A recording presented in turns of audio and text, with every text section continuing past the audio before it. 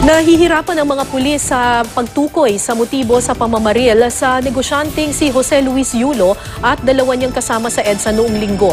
Hindi pa rin nagbibigay ng salaysay ang kanyang pamilya hanggang ngayon. Inilahad din ng mga otoridad na may nakuhang baril sa van ng mga biktima. Pero sa ibang tao raw ito nakapangalan at hindi kay Yulo.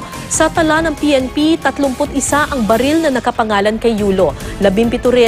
17 rito, expired na ang lisensya. Inilabas din ang mga kuha ng CCTV bago ang pamamaril. Sa isang kuha, makikitang bumaba ng gasolinahan sa EDSA Muñoz si Yulo para pumunta sa palikuran. Bumalik ng van si Yulo habang nagpaiwan naman doon ang kanyang assistant.